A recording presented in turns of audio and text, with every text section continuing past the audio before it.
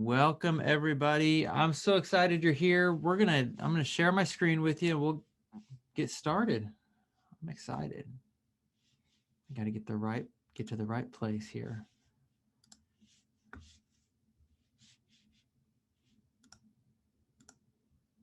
All right. Can everybody see the slideshow so far? Good, good, good. Now I have to adjust everybody's screen so I can see your faces and judge whether or not I'm doing a good job or a bad job. So if I'm doing a bad job, give me that the face, that questioning face, or that face, that teacher face. You'd be like, no, you need to stop, because I know we all have that teacher face. So I am Dr. Jason Trumbull, and I am an associate professor here at the University of Central Arkansas. I know some of you, I've had some of you in class before, and I am co-presenting today with one of our amazing graduate students, Christy Bentley. So Christy, do you want to introduce yourself? Sure, I'm Christy Bentley, and I'm in the Ed Specialist Digital Teaching and Learning Program at UCA. And for my day job, I'm a K-4 Library Media Specialist at Gemstone Elementary in Conway. Christy has excelled in our program, and I'm really proud to be able to present with her today the things that she does every day in her classroom. So we'll talk about our agenda. Got to get to the right place. This is what we're looking at today. So we're going to do some introductions in a breakout. We're going to jump straight to the breakout in just a few minutes, but we're going to do some introductions there. Then we'll define and kind of clarify digital citizenship, what it looks like for us in our purpose today. We're going to talk about standalone tools, do some breakout playgrounds where you get to investigate some of the tools, and then we'll come back and debrief. We'll do that 3 times, and then we'll take a break, and then we'll talk about some daily classroom activities that we can do where we work and make sure that we are doing stuff every day. So I'm still adding people to our group. So as people come in, make sure we get everybody added in. So in order for you to get credit for this PD, 2 things: you have to interact and you have to be present the whole time. And then we will also do a send out for your PD certificate within, I think, 24 hours after the meeting. So there will be a report sent out for that as well. So you'll get your PD credit for that. All right, I gotta make sure that I have everything on my screen so I can see it. And we'll get started. So the first thing we're going to do before we jump into breakouts, and I know y'all know this, but we are doing this PD for free. So you have to listen to our little elevator speech for UCA. Some of you are already or graduated from UCA or in school at UCA. So it's really good to have you guys here. But these are all of our graduate online programs. For the College of Ed, all of our graduate programs have gone fully online. And so we're excited to say that, so that there's a lot of really good benefits for that. We have our flat fee tuition. So if you are thinking about moving over on the pay scale, thinking about getting your master's, thinking about getting your ed specialist, or thinking about getting your PhD, we're definitely the place to come. We just got our new PhD program. It's not really a new program, but it's a revised program where we have a curriculum and instruction track for digital age teaching and learning. We have school leadership track, and then a community leadership and equity track. So we have a lot of options there. I'm going to let Christy talk a little bit about her experience in the digital age teaching and learning track, and then I'll open it up for some questions. If any of you are looking at this slide and have any questions about any of the programs, I'd be happy to talk about them before we dig into digital citizenship. I decided to go back and get my ed specialist degree during the pandemic. As a library media specialist, I'm always aware that other states are getting rid of their librarians. And when the pandemic hit, I thought, what am I going to do? I don't know if I can go back in the classroom. I've been out of the classroom for so long that I don't know if I could do that anymore.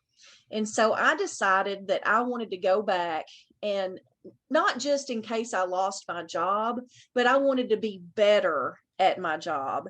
And I wanted to be at the forefront of the digital learning because it's not going to go away. And I wanted to know about how I could help our teachers.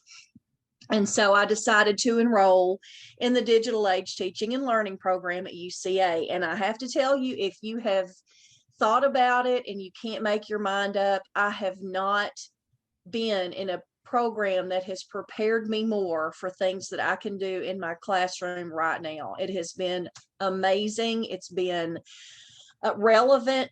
Everything I've done transfers right off the bat to my teaching preparation and directly for my students and for the people that I work for and work with. So I am planning on, after I get done with my ed specialist, moving to the PhD program. And I'm excited about that. But if you are having any questions, if you want to know a little bit more about it, feel free to email me and I'll be happy to kind of tell you about what we've done. It's been relevant, and everything has been, all of the coursework I feel like has been, I keep saying relevant, but it's been good. It's been things that I needed to know. I don't feel like it's busy work. So it's been good. Awesome. Thank you, Christy. Does anybody have any questions about the programs that you see on the screen, things you might be interested in?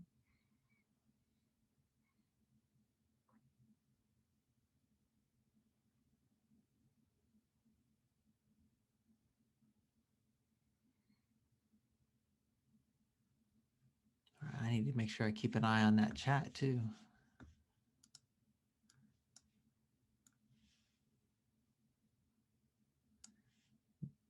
That is true. Thank you. Amber Royals just finished one of our really good programs for online teaching and learning. So that's a plus. And Anne was in one of my classes last 2 semesters ago, I guess. It seems like there's so many semesters because I teach all summer. So yay in the fall. Thank you, Anne. So what I'm going to do is, and I'm going to go ahead and move forward. Thank you guys. I do have some wait time, but we'll leave that up to y'all. So if you have questions at any time, we'll talk about UCA again before we leave, but just wanted to give you a chance to ask questions if you had them from the start. So we're going to do a breakout group.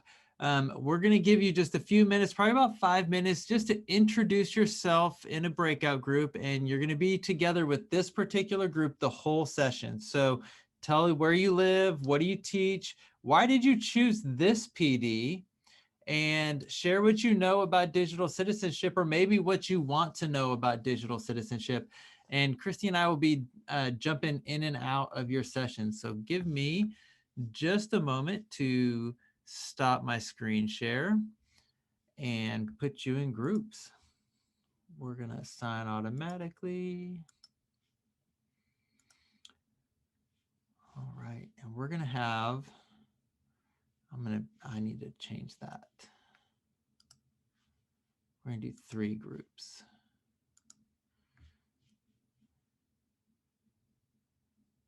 And make sure that the right people are going to the right groups. Cool. All right. I'm excited to hear from y'all.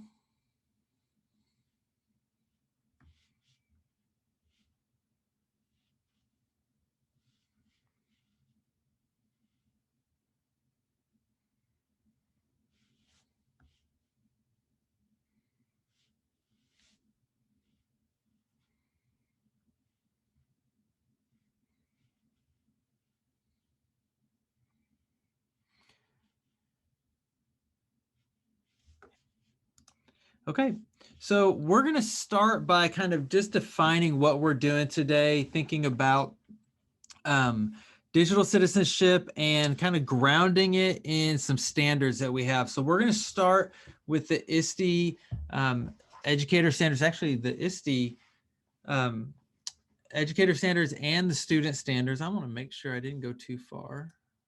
Yep, I went too far. Let's go back.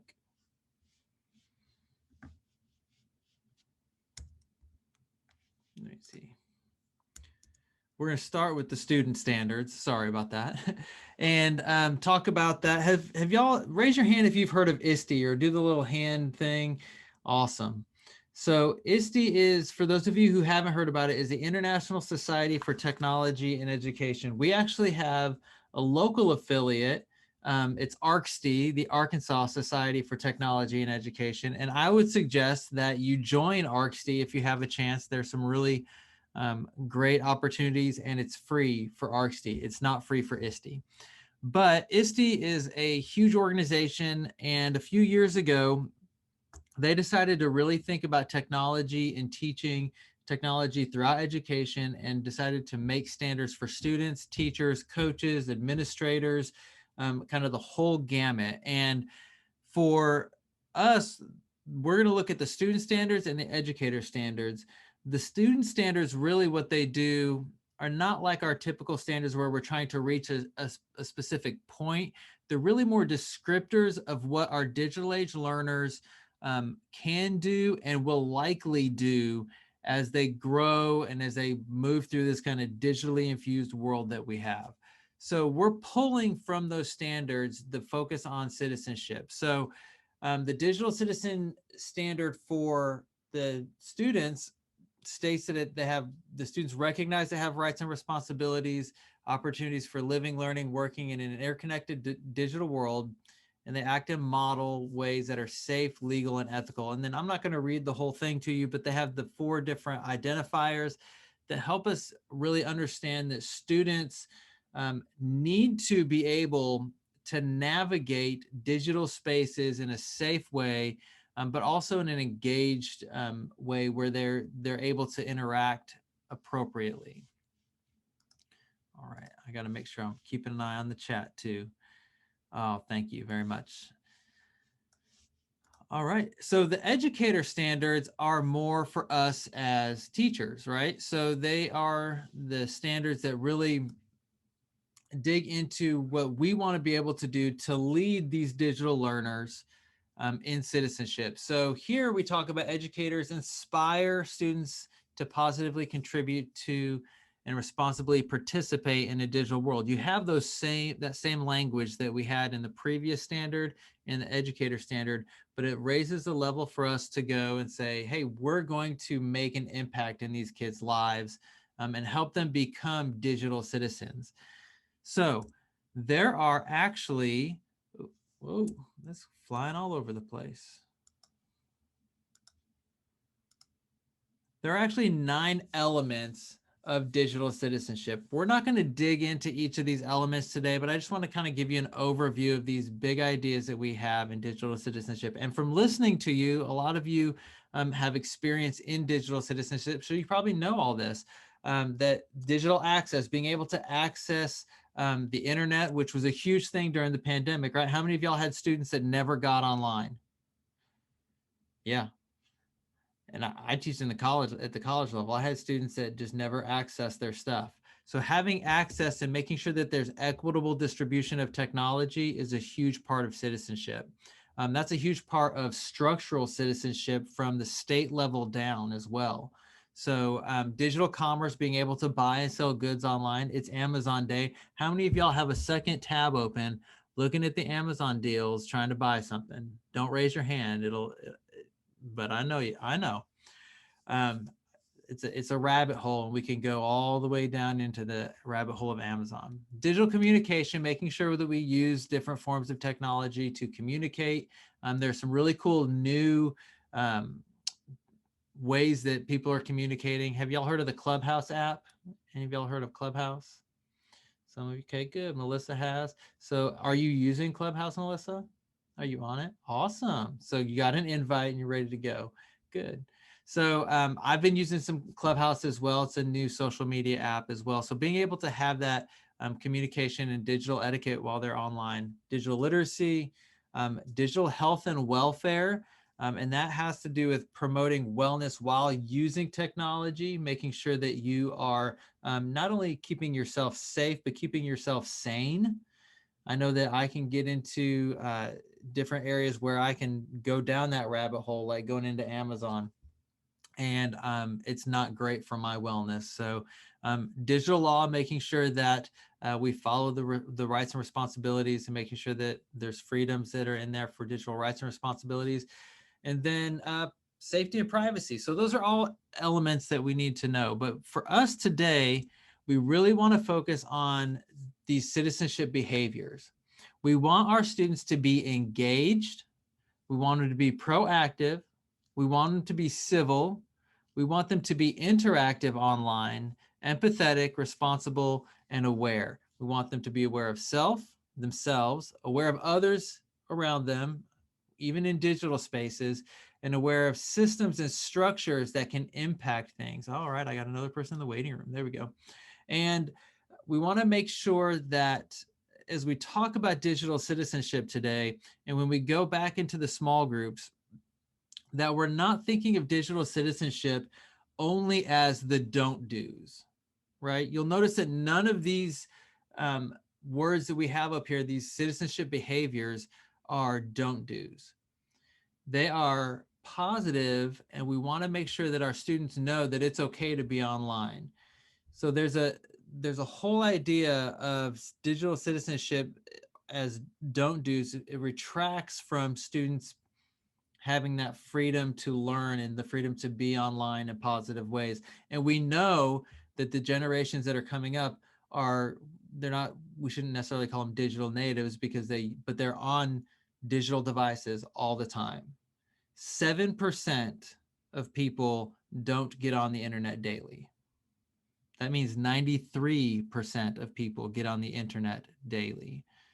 That's a lot. Even though we have a digital divide, everybody, for the most part, is accessing the internet on a daily basis. So making sure that we are proactive and not discouraging interaction, but trying to help our students become positive interactors and positive citizens online is an essential step to creating these digital citizens. All right, so that's kind of our definition. And I am going to step back and let Ms. Bentley talk about digital citizenship. This is one of her graphics that she brought in. So Ms. Bentley, you want to go ahead and tell me when you want me to move those slides forward? I will do it. I've told the other group I'm a K4 library media specialist. So I do a lot of teaching digital citizenship to my students. This is a graphic that I got from Common Sense Education, and it's one of the websites that we're going to explore a little further. But Common Sense Education has a lot of graphics that can help you to teach your students what a digital citizen is and what you should do online. And these are the things that I teach to my elementary students. These are the digital citizenship characteristics that we kind of go through. We want to make sure that our students know how to protect their private information. We have kids that will give each other their passwords all the time, and we want them to know that their passwords should be private. I tell them, you keep your underwear on, you should keep your passwords just like you do your underwear. Your underwear is private, so are your passwords. And so they think that's really funny. So that kind of gives them a mental image, maybe not so good, but we want to respect ourselves and others in online communities. And a lot of our students are online gamers. And so they need to understand that the people they communicate with on games are people, and that they have feelings, and that they need to be treated with respect, and that they also may not be who they say they are. So you should be protecting your private identity too. And that's going on with staying safe online. And we have a lot of students in fourth grade. Every year we have cyberbullying incidents. People are saying things about each other on social media, and we need to teach kids that's not okay. And if you see it, say something. And then the last thing that we talk about, and this is something that we all need to work on, is we can't spend all of our time online. I hate going to a restaurant and everybody's on their phone. And, we've got to understand that in order to be good digital citizens, we've got to be good real world citizens. So those are the things that I concentrate on. And I use a bunch of different resources, and they're all free. One of the resources, if you'll go ahead and forward, is Common Sense Education. Common Sense Education is a website that is a K through 4, not K through 4, K-12 website. It is a comprehensive curriculum. You can go on there. All of your lesson plans are made. There are videos to go along with a lot of these. If you have to teach distance learning, there are already distance learning activities and lessons that are ready to go on Schoology or Seesaw. It's really, really good. But Common Sense Education, there's another side to it also. If you'll go ahead and go to the next slide. Oh, by the way, this is the QR code for Common Sense Education for the website. And if you're not familiar with QR codes, you just take a picture of that QR code with your phone and it should take you to the website. We've also put the same link into the chat as well. We're going to use that for an activity in just a moment. But like I've said, Common Sense Education is comprehensive. It starts in kindergarten and it builds from year to year to year, getting a little bit more involved as time goes on, because there's things that kindergartners don't need to know and that seniors definitely do. There's online games, quick lessons, parent resources that I use a lot. I'm the parent involvement person for our not our district, for our school. And I use a lot of these parent resources to send to our parents. But Common Sense Education is by far, in my opinion, the best one out there. It's free. There's so much information that you can use for your kids, for your parents, for your teachers.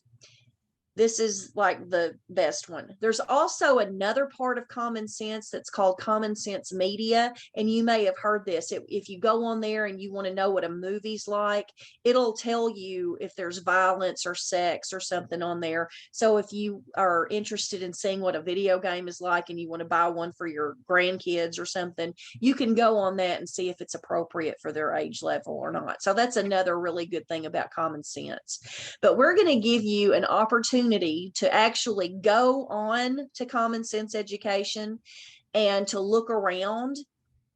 And Dr. Trumbull is going to kind of tell you a little bit about what to do in that breakout room. Yeah, so what's going to happen is we're going to put you back in your breakout room. And those of you who just got here, we'll put you into a breakout room to work with your group. And I'm going to give you the chance to share screens if you want to in the breakout room. But what we're going to do is we're going to go in. If you have experience with Common Sense, which it sounded like you might, I'm going to encourage you to try to find something new on Common Sense Media. Maybe go down one of those rabbit holes that we talked about and make sure that you are kind of learning something new as we move along. But during that time, you're going to discuss what you find. Talk about what you find that's really neat, maybe what isn't that neat, or what might be hard to get to.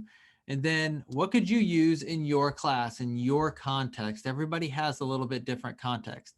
We're going to spend some time in that space. So I'm going to put on the clock about 10 minutes, and then we'll force you back here in about 10 minutes. And again, I'll come in and out of the classrooms. I'd love to hear y'all talk. But choose one person from your group to kind of share out the big idea from Common Sense Media on this when we come back to the main group. And we'll see if we have some of those commonalities among the groups. So everybody got what they are supposed to do. I'm going to pause. All right, everybody's coming back in the room.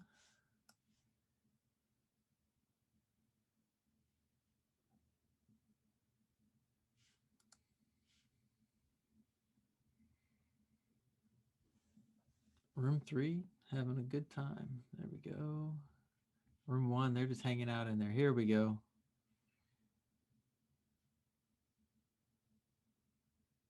All right. We are back. Make sure we're all set to go. All right, so let's start with room 1. Who is the spokesman for room 1? That's Courtney, Hillary, Kim, Melissa, Robin, Sarah. One of y'all. Y'all did not decide who was going to be the person to talk, did you? We didn't follow directions. Oh my goodness. No. I think it's because we all sat there going, wow, and clicking, and we got a really good discussion going at right at the end, Uh-huh. because we were taking so much time to look and sharing what we found. So really impressed with the resources that they had, impressed how it was aligned, how, everything was there for you. I think it was just all of us going, oh, wow. All right. So anything that was concerning at all? Taking that critical view of it? Nothing, just everything was exciting. I think everyone was pretty excited. I mean, unless someone wants to speak up, I didn't hear a critical voice. All right. That's okay. I know that Miss Bentley likes it, so um, she did like I said, I mentioned to one of the groups that in the class that she took last semester on digital citizenship and media literacy, she had to evaluate all of these tools that we are going to go through and more. And so this was the one that pretty much collectively all of the students really dug into and really liked. So that's one of the reasons we put it up there first. So, all right, group 2, Andrea and Dina, Kim, Paula, what did y'all think?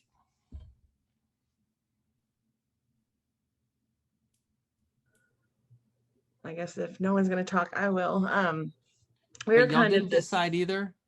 No, we forgot about that part. We were just like she said, we were looking at the different site. We did find kind of towards the end the different lessons where you had a longer lesson plan and then the 15-minute lesson plans, and we thought that would be really good. The short little topics to get in and do a quick digital citizenship lesson with your kids, short and sweet, and Yeah. A good way to put that in without feeling like you're sacrificing time for core subjects and stuff like that. Yeah, absolutely. Cool. All right, room 3. I don't want to say the guy's room, but Okay, I'll go ahead and speak. I like the way it was separated, where it's easy to find something. And we started talking about a point of you don't have to reinvent the wheel. If you wanted to do a presentation and you wanted to look up something about dangers of sexting or what have you, I wouldn't want to put that in a Google search to try to find information, because you never know what would come up. So I'm like how they have that already split up for you, and it's safe and school appropriate, and it's not going to put you a red dot or put you on something that you don't want to be, a listing you don't want to be on. That's right. That's right. Absolutely true. I agree. And one of those things, that critical idea too, is to make sure that you look through all that stuff before you let kids get into it. But as a resource for a teacher, it definitely gives you a chance to jump in and find something that is already written and already tried, at least, so that you can work through it. All right. So I am going to share my screen once again. And we finished that first breakout playground. Uh-oh. There we go. And we're going to move on to the next thing. All right. The next one is Interland by Google. And I had never heard of this prior to last year. This one is my students' favorite. There are really fun games. I'm going to be really honest with you. The games, some of them, I don't know how relevant they are to digital citizenship, but they're awfully fun.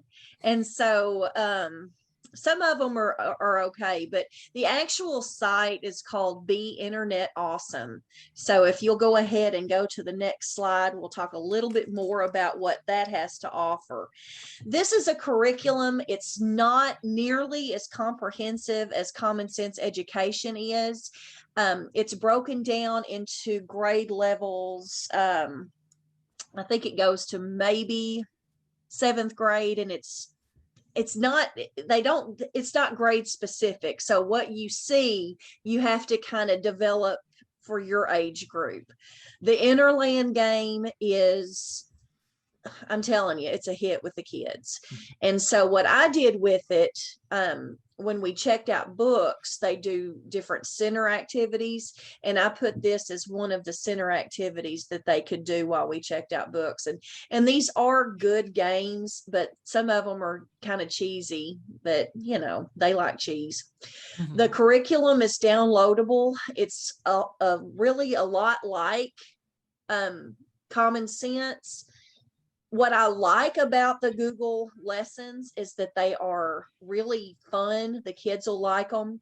And there are pre-made interactive Pear Deck lessons. And if you've never used Pear Deck, it's an add-on to Google Slides, and it makes your slide interactive. There's games and ways that the kids can interact. And so that's a really, really cool feature of the Google.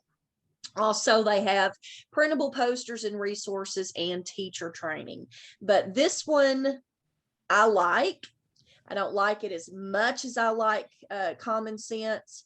But again, the kids, this is a hit with them. So go ahead, and Dr. Trumbull's going to tell you what to do for our next one. Yeah, so we're going to do the same thing. We're going to let you explore. We're going to give you 10 minutes. I actually reset the breakout rooms to drop at 10 minutes. So you got to get in and play with it and talk about it. Maybe start talking a little earlier and choose a spokesperson. Maybe not the same spokesperson, because we definitely want to hear everybody's voice. So here we go.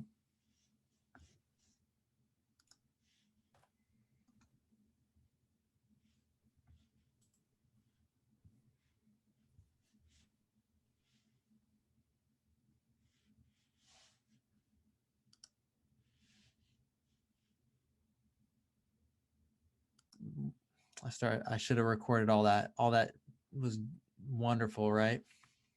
We'll be okay. All right, let me share my screen one more time. Probably more than one more time.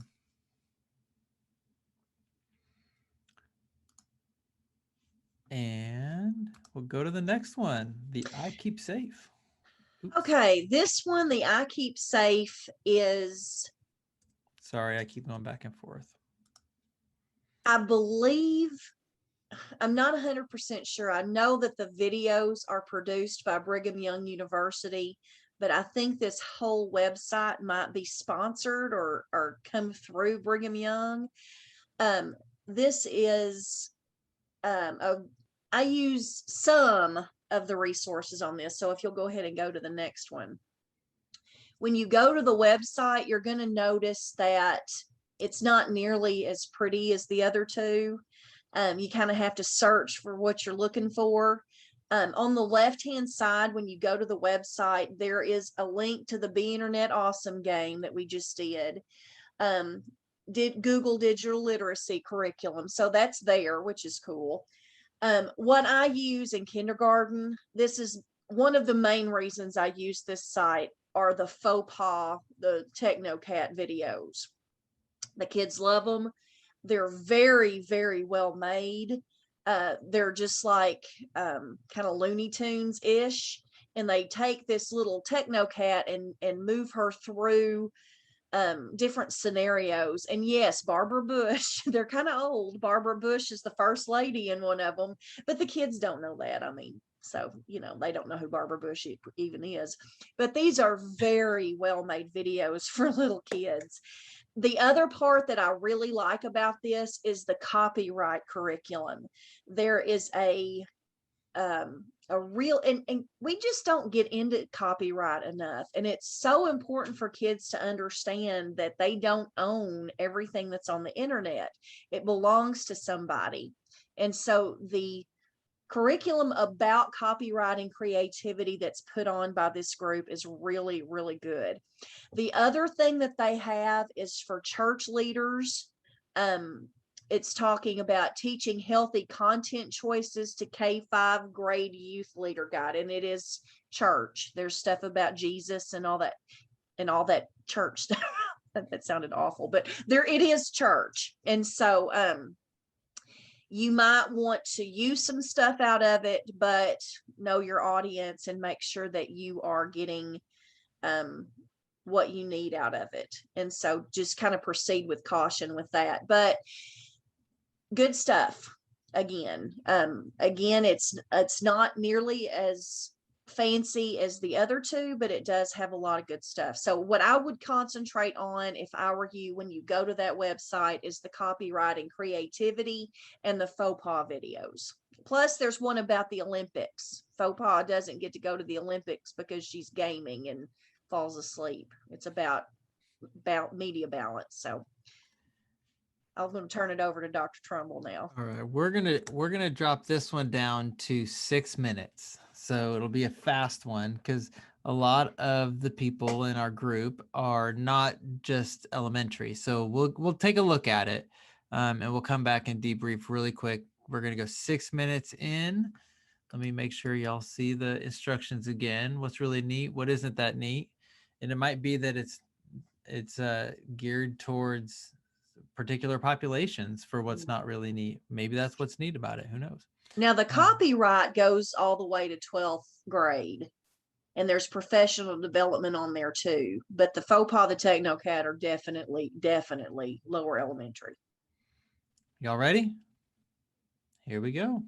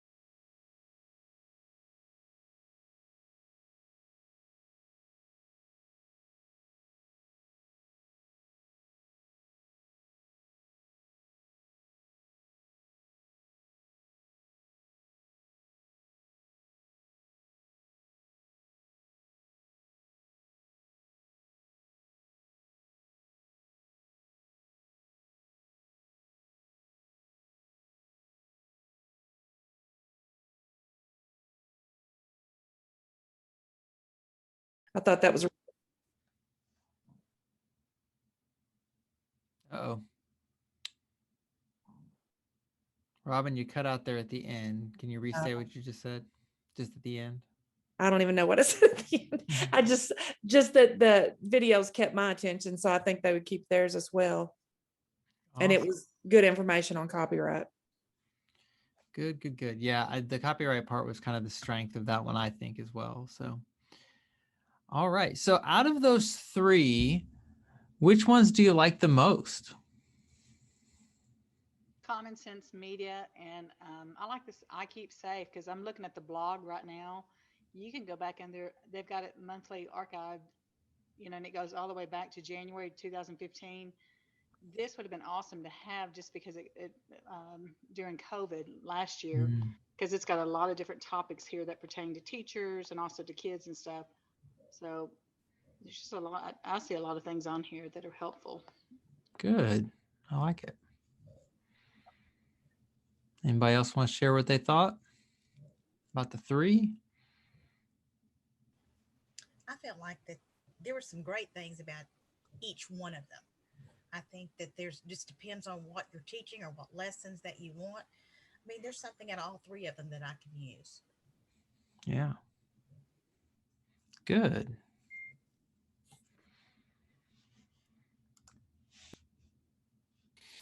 I'll go ahead and say, all three of them really offer, really good stuff. I would, in my opinion, the Common Sense Education is probably the strongest one for looking for specific things you want to talk to your students about. And then the I Keep Safe has the copyright information is great on that, the video and stuff. I watched a little bit of the video, and I could see my middle schoolers kind of, getting into it. And then the Interland one was very interesting to me, but it probably the weakest one as far as like specific things. But I could see, using the game, or even just letting them have some playtime, just depending on what you're doing in class, letting them get on that website and kind of, play around with it. Yeah. You know what I'm saying? That there's nothing bad about it. It's, safe. So, and I think they would enjoy it, and they can ultimately get things out of it, because it seems like the games ask questions and stuff about safety online and things like that, privacy. But it's definitely the weakest one as far as specific things to teach your students.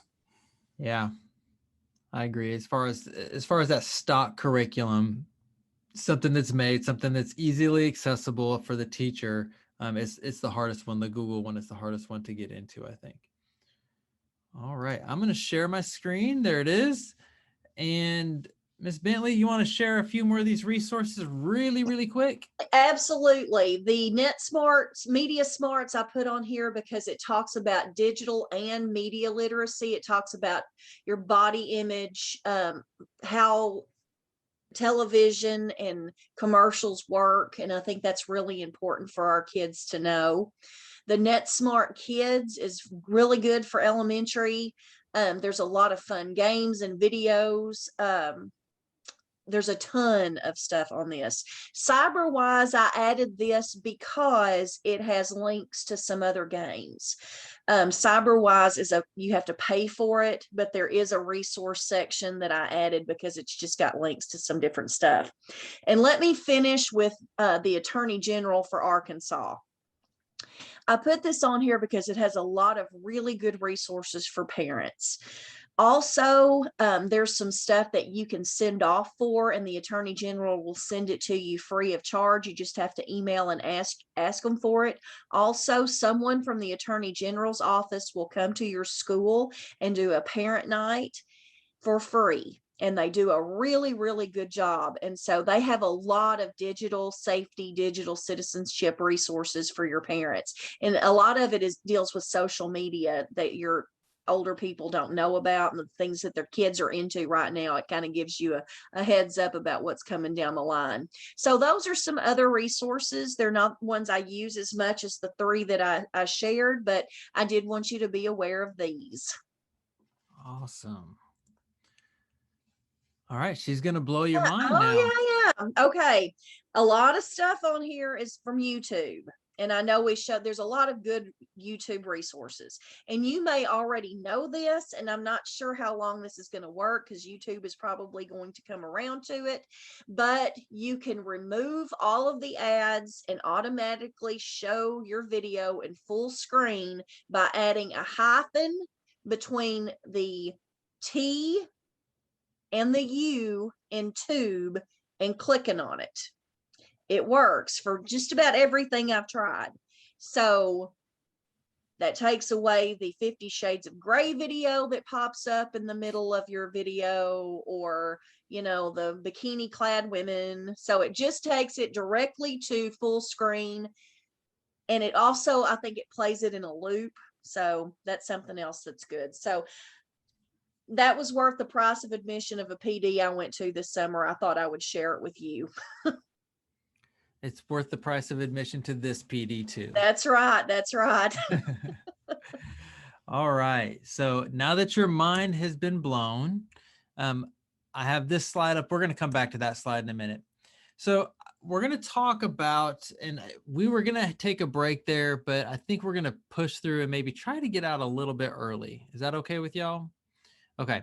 So the title of this is Digital Citizenship Daily. And I really wanted to encourage you as educators to start to take part in doing something with your students often. That doesn't really mean you should do it every day or have to do it every day, but thinking of ways that you can engage students in both digital citizenship conversation and activities where they're starting to realize that what they do in the digital world and the real world connect.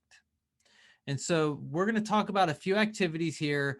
There's some descriptions. I'll describe them and we'll talk about them. And then at the end of the session, we're going to give you this slideshow that you can still view at the end, and it'll be up for a while.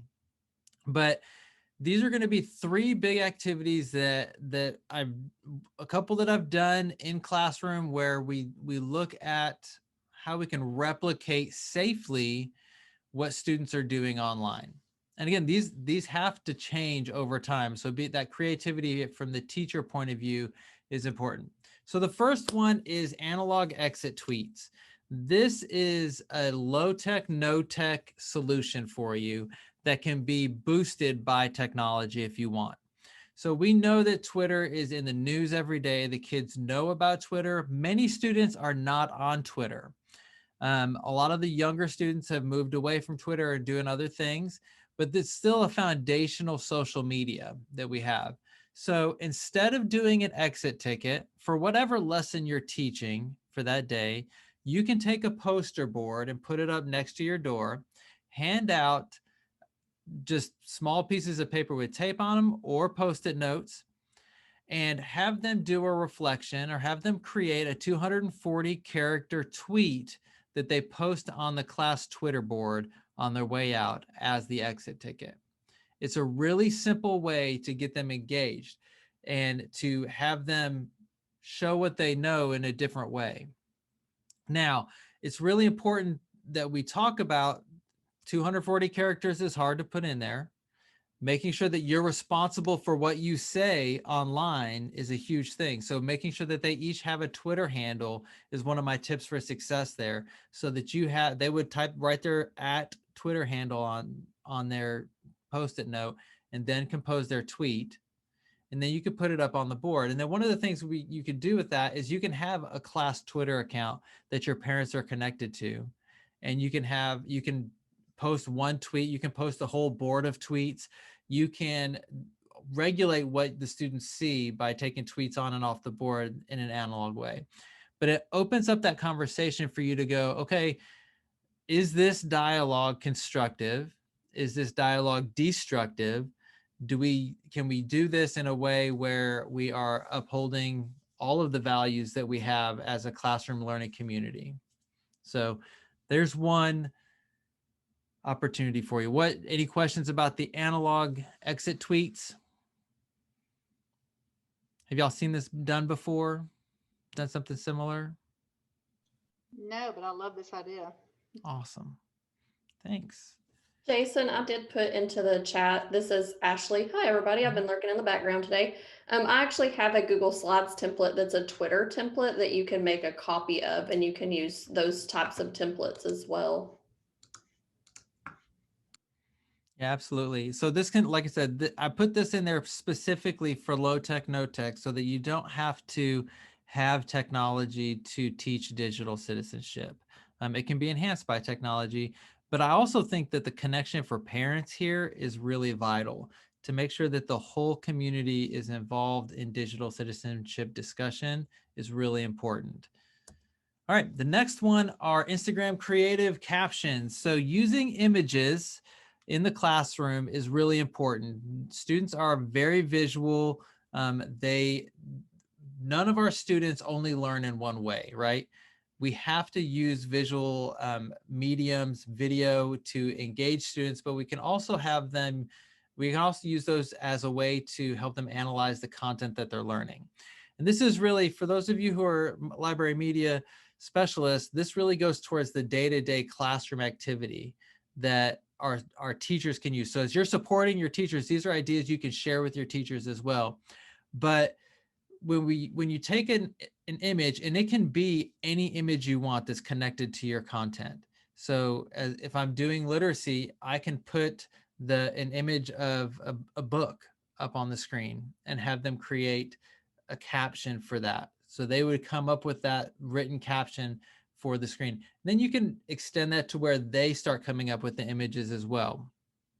But have them focus on the theme for that image. So in math, one of the examples is you could put up an image of a graph with a specific slope, and you could have them put the formula to get that slope, as well as a real life example that would connect to that content. So, and again, it opens up this idea that we can have a discussion about what we post online, and you can also use this as a way to connect students to online learning in multiple ways. Questions about Instagram creative captions? And I missed out on the chat, so I'm gonna make sure I pull that up wherever it went on my screen. It's gone. It disappeared. Thoughts, questions on Instagram creative captions activity? So one of the other Instagram ideas that I have used in the past is using Instagram as a recording, or not recording, as a tool for digital portfolios. So they could take pictures of the works that they've done, the students can, and they can record them in Instagram. Now that's not, you can't really use Instagram at the elementary level, right? But for the high school level, they could do that and create a class Instagram account and use, a class mobile device to where they could add to their portfolio. Okay. So that's another option. In science class, one of the things that I actually did was I actually used a type of Instagram. I didn't use Instagram. I made my own template to where they would put in images and captions and follow the scientific process through a science lab. So they would have visuals that connected to all of the pieces of their science lab. So that was one of the things that I did as a fifth grade science teacher. They loved that. Okay, last one, the TikTok style videos. So we know that students can't use TikTok at school, right? But I know you see all those students doing the TikTok videos, but, TikTok is huge for teachers too. How many of y'all are on TikTok or have seen TikToks? Don't be sad, Melissa. I saw you put your head down. Be proud. TikTok is the up and coming thing, right? It's already there.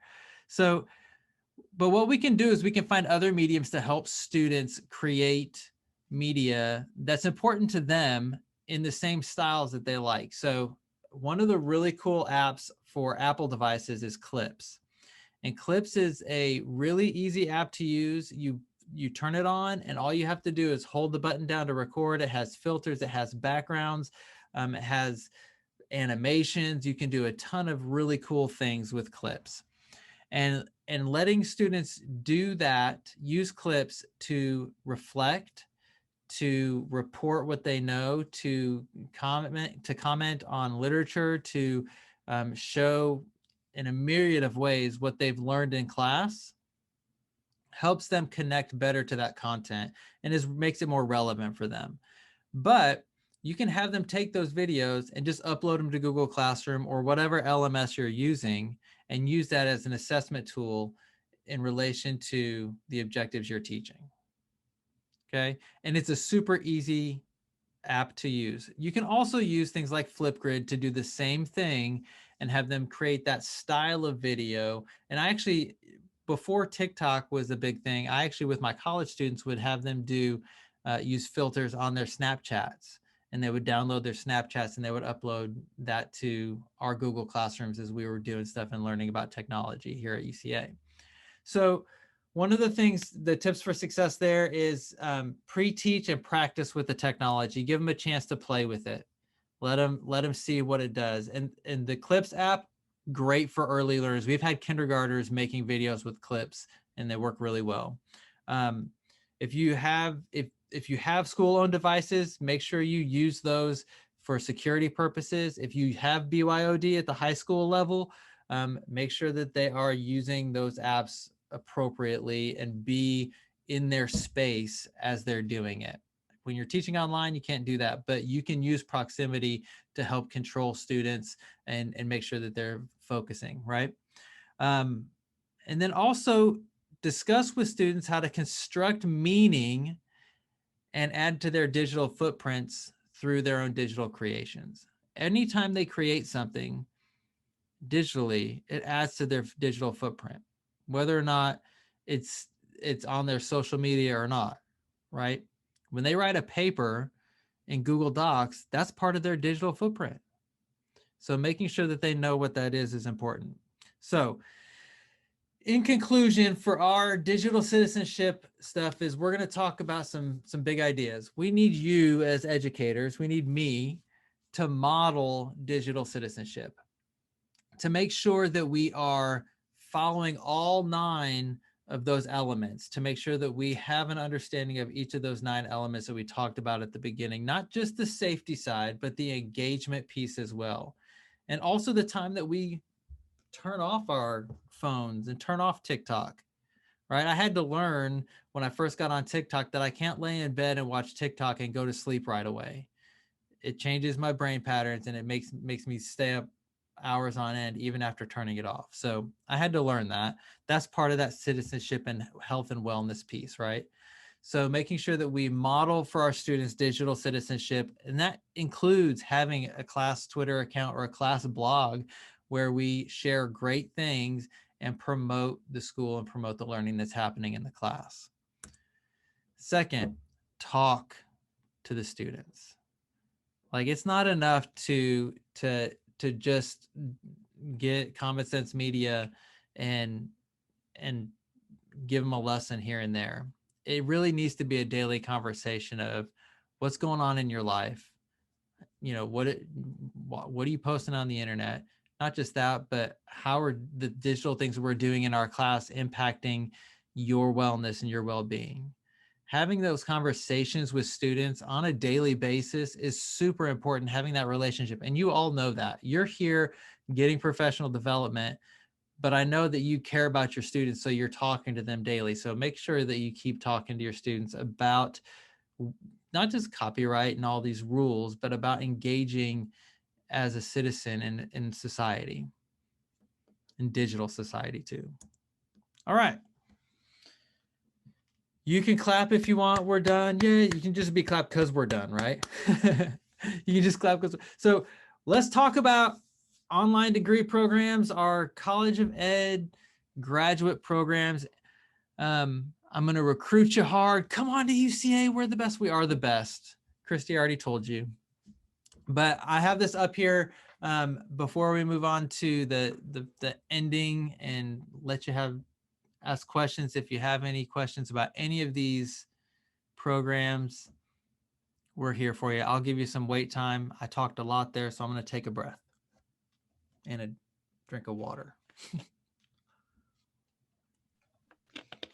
I went ahead and put the link to this presentation on the chat. And I think I put the QR code in the slide, Dr. Trumbull. Okay. And then the next one.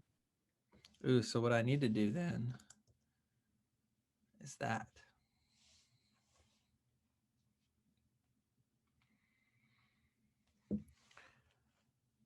And it'll ask you to make a copy. So just go ahead and click yes. And it should, all the permissions should be there.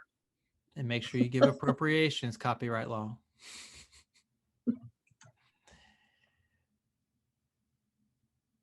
So about digital citizenship, what questions, comments, lingering thoughts do you have?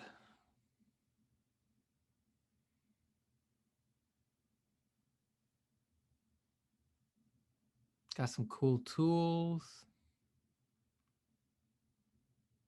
Some lesson ideas. Again, it's a daily thing. We need to be talking about this every day with our students, not in deep, meaningful ways, but in ways that they connect.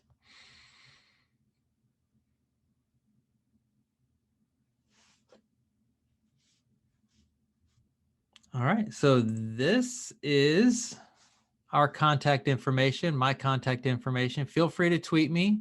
I tweeted about you just before our session as a model of digital citizenship. I was really excited about doing the session, so I'm excited that it went well. I feel like it went well, but I'll stay on for a few minutes, ask questions, turn on your mics if you want, and we will hang out. I will stop the recording.